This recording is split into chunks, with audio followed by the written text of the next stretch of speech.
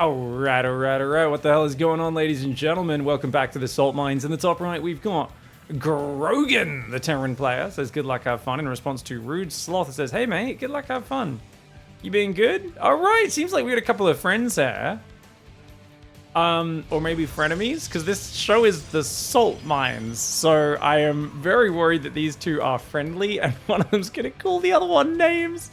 If so, I wonder if the loser of this game, who's going to have a bit of a meltdown, knows that this has been sent in. Maybe they've just played on the ladder a bunch and had a few chit-chats during the game. They don't know each other outside of running into each other on ladder. But I am very excited to find out. Now, for those who aren't familiar with the Salt Mines, this is a show where we watch players have mental breakdowns while playing Starcraft.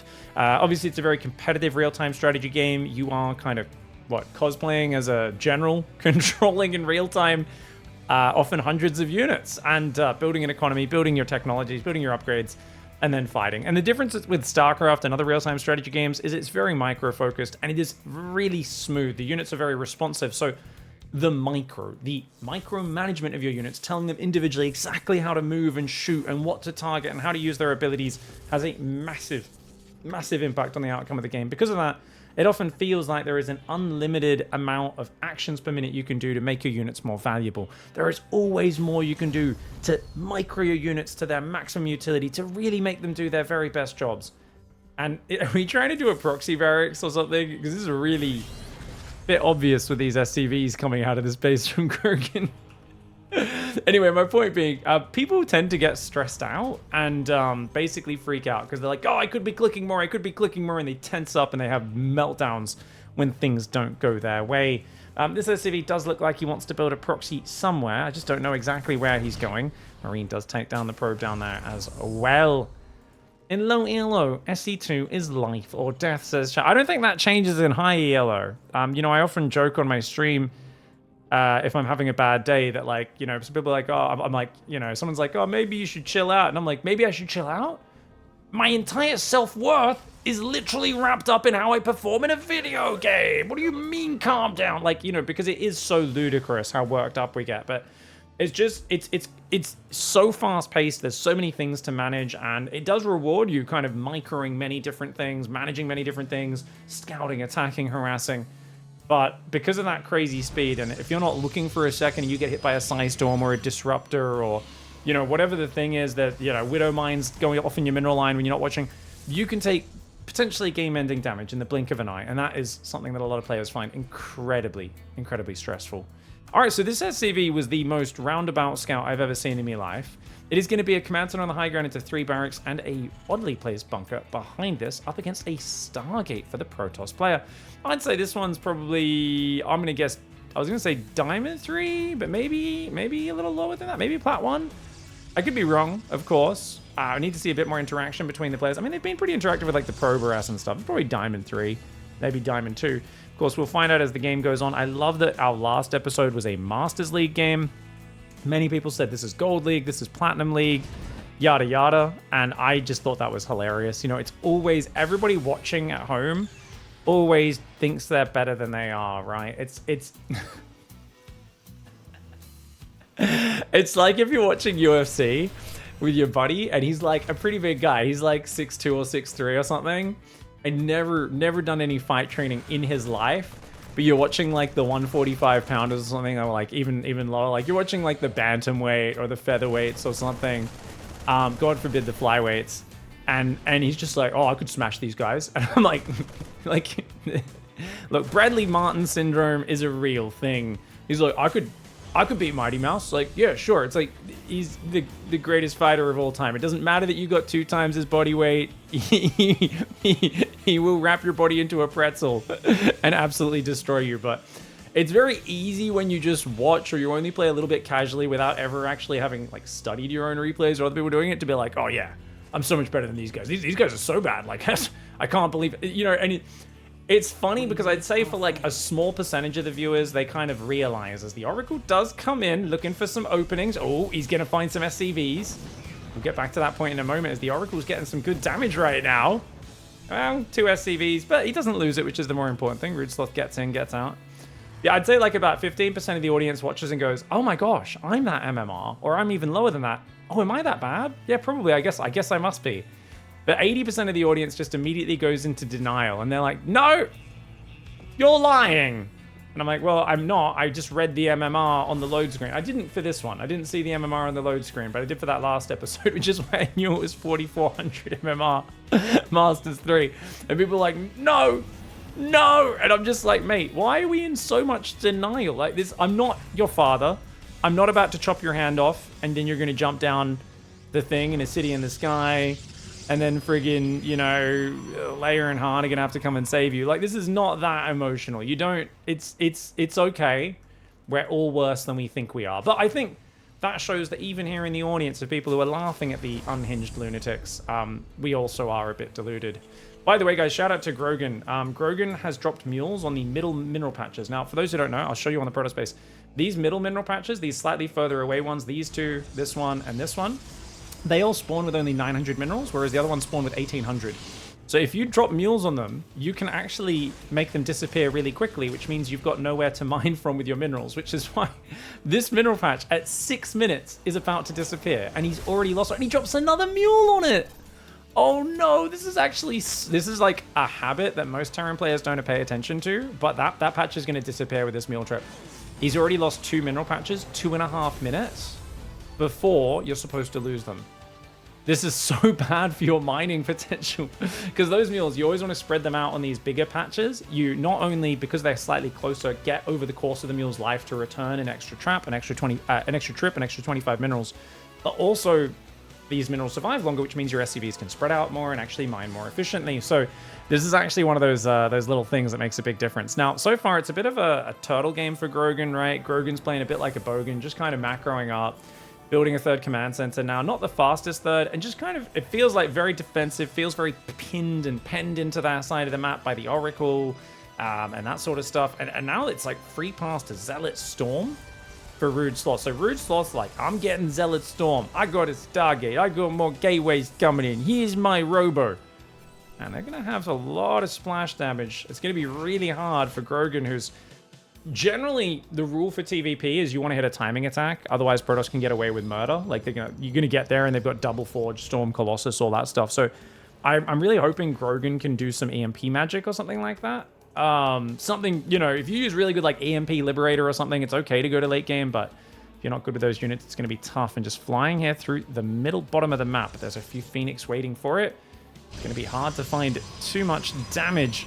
And these hallucinations have been non-stop. Rude Sloth really, really utilizing this. Wait, guys, this is energy recharges available. Wait. Did we have energy recharge on this map? Is this from the PTR? Maybe this, because this was 5.013. I didn't realize there was... Wait, no, that is battery overcharge. Sorry, that is battery overcharge. He just made like multiple sentries, I guess. Never mind. Zealots are there, going for an A move. Oh my god, the Marine tank gets slaughtered! The Phoenix do force the unload out front. Let's see what these Marines can do. They're going to just run home. Oh no, they're just running home straight over the High Templar Archon by the looks of it. Grogan! Oh no, Grogan's in trubs, man. This just feels like a really bad game for Grogan. Like, we're not putting any pressure on. We're kind of stuck on defense from the start. I think every Terran player knows there are 2 types of PvT, right? There's TVP where you're in their face and you're just mauling the Protoss and it feels like a really good matchup. And there's ones where you're just kind of making mistakes from behind, like that probe harass at the start, going too deepo, wall off, having like 3 SCVs not mining at the start, into command center on the high ground. It was a really inefficient opening for Grogan, and Grogan's been on the back foot since then. Grogan is also going mass Marine. Oh no, we're only building Marines, no Marauders. Guys, only building Marines against Protoss. Oh my god, no, these units are so fragile. Grogan's just dead. I mean, you land 1 Storm, this is lights out on this army. The Zealots alone might be able to do it. Marines are pretty good against Zealots. Oh my god, the move command from Rude Sloth. But then no micro from Grogan. I take it back, guys. This is not Diamond League, I don't think. I don't think this is Diamond. The way the entire Protoss army move commanded to get the High Templar in range to cast Storm, and the Terran just stood there and ate it. Oh no. Oh, this one's brutal, man. Oh, this is savage. Okay, this is a good macro for Rude Sloth, but this one's just going to be a bit of a bollocking, you know? Bit of a punch to the gonads. Sloth, half the army is still over there. I think we've lost our F2 button, maybe. We've lost half of our army. We clearly used F2 to get to this position. There's an Oracle in the main the whole time. Oh my god, Oracle on 15 kills in the main base as well. Oh no. All right, we can leave. We've been... You can feel it when you're playing TVP, when you're behind the curve, and normally what you do is you grab all the SCVs, you go for a boy pool, you do an all-in, it doesn't work, and you GG out. The longer you stay in a game like this, the more painful it is. We're going to drop a scan for God knows why, mass zealot in the main base, and this is what we in the industry refer to as a disaster, mate. It's a disaster. Yeah, this is not good. I think we're dead, man. My god, you're so offensive. Oh, we're floating our command centers. But wait, you guys had some friendly banter. Love you, says Rude Sloth. Oh, is it? He just said good luck, have fun, nothing else. Dude, has Rude Sloth been bullying this guy? I love you. No, you don't. You don't love me. You say you love me, but then you come home drunk. You're simply a runt. I don't know why I love it so much. There's something about this vibe where it really feels like they're like a married couple, and like this is like part of some ongoing relation. I feel like we're not coming into a first time encounter here by any means. This is like we're witnessing, you know, an argument that's happened 100 times before in their living room. There's accusing glances, there's passive aggressiveness, and now comes out the straight up aggression. Such a lowlife from Grogan. Wow. Wow. Such a lowlife! You're a lowlife scum! I do like lowlife. Is that even in anyone's lexicon anymore? I feel like lowlife is very like 1980s. You know? It's... You lowlife. Like, it's not something anyone my age uses. And I feel... I'm 36. I was born in 88, you know? I don't know if I've ever called anyone a lowlife, you know? You lowlife. Finally, a Void Ray is going to start, so Rude Sloth will start hunting down the command centers. I wouldn't mind a little bit more banter. I'd like to hear more from Grogan about specifically why they feel this way, you know? George Khan says, I'm a high-tech lowlife. Nice. Legit thought we were friends, says Rude Sloth. I think Rude Sloth is trolling. Maybe a little bit of bully. Could have done a nice storm on these SCVs. We're choosing not to. Gonna overwhelm eventually. You see, this is what makes you so offensive. Oh, the Protoss units? Just shut the F up, dickhead. Oh! Yeah, I mean, I was like, I do get the vibe that Rude Sloth's taunting. I do get the vibe that, like, they've got a history between them. Damn, dude. So, guys, are we team Grogan? Let me know in the chat as well which the end, or team Rude Sloth here. Like, obviously, we don't know the whole story, but just guessing from what we've seen so far.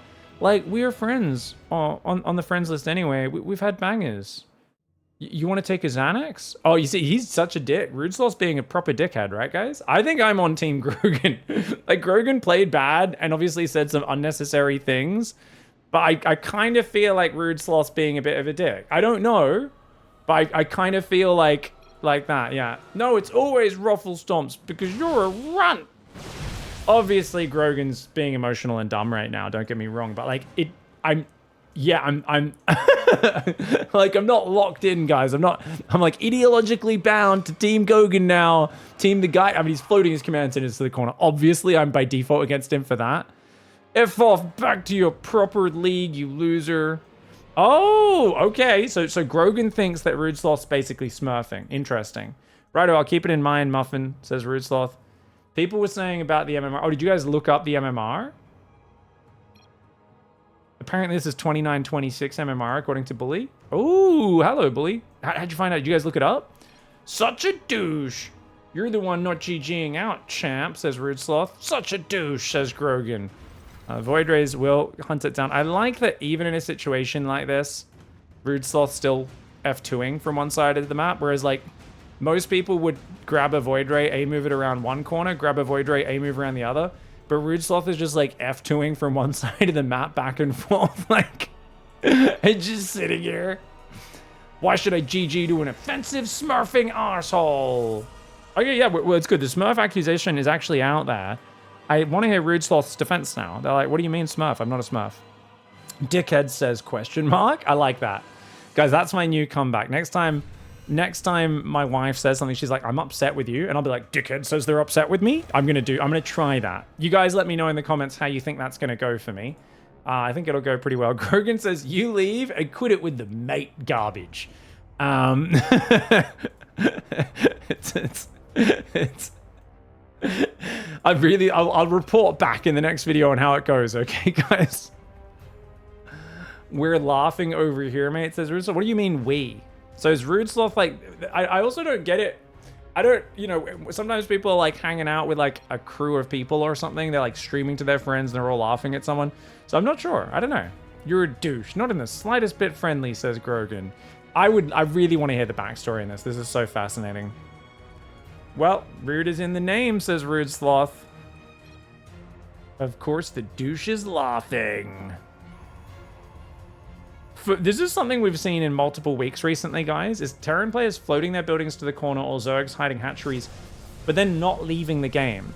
I always thought the play was you hide the buildings and then to waste their time. The modern Starcraft player doesn't even try to waste the opponent's time. That's what douches do. Of course the douche is laughing. That's what douches do, right? Rude Sloth says, not anatomically speaking. Well, it kind of, sometimes the glug glug can sound a bit like a laugh. You guys know when you're douching yourself and then you... I'll stop. Oh, you're a simpleton, are you? Okay, Grogan's turning into like a cartoon bad guy at this point. He's like, oh, you simpleton, huh? I knew it, as I suspected. You're just like, oh, Jesus, the cringe. You're the one losing a fairly straightforward SC2 game, champ. Can't understand the meaning of douche in different contexts. Well, I mean, yeah. I mean, you don't have to use it on your hoochie. You could use it on your butt.